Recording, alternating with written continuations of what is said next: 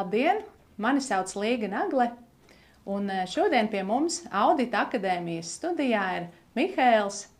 Labdien! Labdien! Un Mihēlam ir vairāk kā 12 gadu pieredze iekšējā audita veikšanā, kuru viņš ir guvis strādājot banku sektorā un arī lielos starptautiskajos uzņēmumos. Un Mihēls, jāsaka, tā ir ļoti atsaucīgs un arī vēlās uzzināt daudz jaunu informāciju un vēlās arī ar to dalīties. Un tā viņa ļoti stiprā puse, jāsaka, tā ir IT jomas auditēšana. Un IT pamata kontrols ir tas jautājums, kurā viņš ir tā izurbies tā riktīgi dziļi, un arī tas ir tas jautājums, ko mēs šodien pārunāsim. Jā, Mihēl, varbūt saki, kas tad ir tās IT pamata kontroles? Es domāju, ka šodien mēs runāsim par IT pamata kontroles mazliet ne no nopietnas viedokļa, bet parastajā cilvēcīgajā valodā.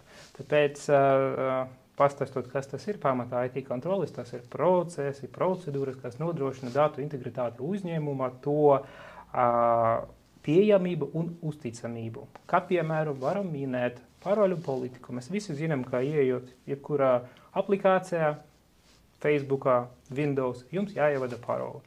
Un labi organizētā uzņēmumā ir izstrādāti paroļu politikas, kas nosaka, kādam jābūt parolēm, cik bieži tas jāmaina un tā tālāk. Bet tas ir tikai viens no elementiem, kas veido IT pamata kontrolas uzņēmumos. Jā, varbūt var minēt vēl kādu piemēru. Jā, mēs visi zinām, piemēram, izmantojot Windows, jums dažreiz atnāk programmatūras atjauninājumus, service pack, instalēt lūdzu un to tālāk. Labi organizētajā uzņēmuma, kur padomā par IT pamata kontrolēm, ir izstrādāts process, kā veikt programmatūru atjauninājumu. Vispirms to jātestē uzņēmuma vide, vai tas viss, bugi vai problēmas ir atrisinātas, un tie ir iespējams instalēt uz uzņēmuma datoriem, tīklā un tā tālāk. Saki tā, ja es esmu uzņēmumā darbinieks parastais, par ko tad es atbildu šajā te jomā? Vai es arī esmu atbildīga par šīm te kontrolēm, par tiem bagu labošanu vai tam līdzīgi? Parasti lielajos uzņēmumos un parastais uzņēmums IT departaments un augstākā vadība ir atbildīga par IT politiku izstrāde, bet katrs uzņēmuma darbinieks ir atbildīgs par IT politiku un procedūru ievērošanu.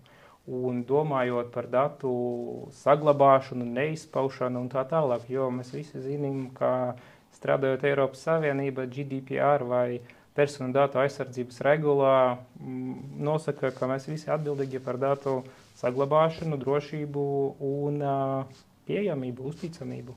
Jā. Varbūt tu vari dalīties ar tādiem būtiskākajiem pārkāpumiem, vai neievērošanām kaut kādām? Jā, būtiskākie, visvieglākais tas ir, piemēram, paroļu politikas neievērošana, un jums pārāk vieglas paroles, kuru hakeri var viegli atpazīt, tos ielausties sistēmā, un tur ir dažādi pēc tam varianti, vai nozagt visu nepieciešamu viņam informāciju, jūsu komercnoslēpumus vai jūsu klientu datus un pārdot to darknetā. Tas ir viens. Otrā problēma var būt, kā, piemēram, jums tīkla uzstādījumi nebija pareizi nokonfigurēti, un vai pēdējais atjauninājums sabruka visu tīklu, jūs nevarat sniegt savus pakalpojumus klientiem. Iedomājieties, jūs esat,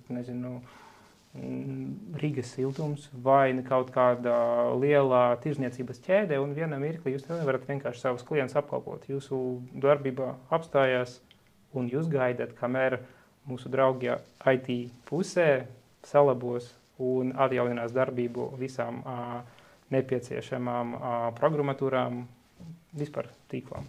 Jā. Šis te jautājums, kuram tu pieskāries, tā darbības nepārtrauktība, saki tā, kā to vispār var nodrošināt, ja mēs runājam tieši par darbības nepārtrauktību? Lai nodrošinātu darbības nepārtrauktību, uzņēmumam vispirms jāklasificē, kādi IT aseti mums ir svarīgākie, lai nodrošinātu to darbības nepārtrauktību. Pēc riska assessmenta, risku novērtēšanas un noteicot, ka šīs IT aktīvs ir kritisks uzņēmuma darbībai, mums jānodrošina datu dublēšanu. un to nepārtrauktu atjaunošanu. Tad mums ir angļu valodā tas ir saucas data backup. Un nodrošina arī tīklu backup, ja ir, piemēram, tīkli ir svarīgākais, kas nodrošina dažādu programmatūru darbību. Un tām izstrādā angļu valoda saucas disaster recovery plans, tas ir pasākumu plāni, kas tiek ievesti, ja kaut kas pēkšņi notiek, kur jāapraksta, kurš atbildīgs par kādu posmu, kā mēs paņēmām kopiju no plaukta un mēģinājām to palaist, lai atjaunot dažādu IT programmatūru darbību. Un mums, kā IT auditoram, jānodrošina dažādi aspekti, veicot auditus šajā, piemēram, jomā. Tas ir vispirms jānosaka, vai ir veikts IT aktīvu novērtēšana no kritiskuma viedokļa uzņēmuma darbībai. Otrais jāpaskatās, vai tieši tehniski tas kopijas tiek ņemtas un pārbaudīt, vai vispār IT cilvēki mēģināja atjaunot darbību, izmantojot kopijas. Mūsu sarunā tu iezīmē šo te IT auditora lomu. Kas ir vēl tās pārējās lomas? Ir lietotājs, IT auditors, kas ir vēl tās pārējās lomas un kā viņas savstarpēji sadarbojās? Tur var būt dažādi cilvēki, kuri strādā IT departamenti. Tie var, sākot ar IT arhitektu, kurš būvē visu uzņēmuma mugurkaulu no IT viedokļa. Viņš nosaka, vai viena programmatūra sadraudzējas ar esošiem uzņēmuma programmatūram. Viņš domā, kā attīstīt IT jomu, kā attīstīt nepieciešamu, piemēram, datu bāzes apjomus, serveru apjomus, kādus programmatūras lietot, kā nē. Otrais atbildīgais cilvēks ir tas saucams informācijas drošības oficieris, lielajos uzņēmums, kurš atbild par datu drošību, kā mēs pareizi klasificējam datus, tie ir kritiski uzņēmuma darbība vai nē, tie satur personas datus vai nē, jo IT nodrošina arī GDPR, vispārējais datu aizsardzības regulas prasību izpildīšanos uzņēmumā, un tas ir priekšnosacījums veiksmīgai darbībai. Un pārējie lietotāji ir tie, kuri strādā, piemēram, helpdesk, ja kaut kas notiek jūsu uzņēmumu, jūs zvanat, tie ir, kā es saucu viņus, chip and dales, bez kuriem nevar uzņēmumi strādāt, kuri uzreiz, pie kuriem vēršas visi darbinieki ar kādām problēmām, un tad pēc tam viņi risina vai nu mēģina atrast nepieciešamu cilvēku risināšanai. Kas vēl ar IT varētu? Ik viens darbinieks, viņam jānodrošina procedūru ievērošanu, un ja kaut kas pamanīts darbībā, par to jāreģistrē incidents.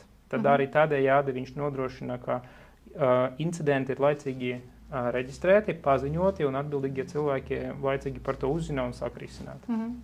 Vai es pareizi saklausu, ka faktiski visam šitam pamatā ir tāda noteikta skaidra procedūra, skaidras atbildības, un arī tad auditoram, jau IT auditoram ir vieglāk saprast, kas tad ir tas, kas mūsu organizācijā ir saistoši un kā mēs varam panākt tātad šīs jomas darbību un arī sakārtošanu.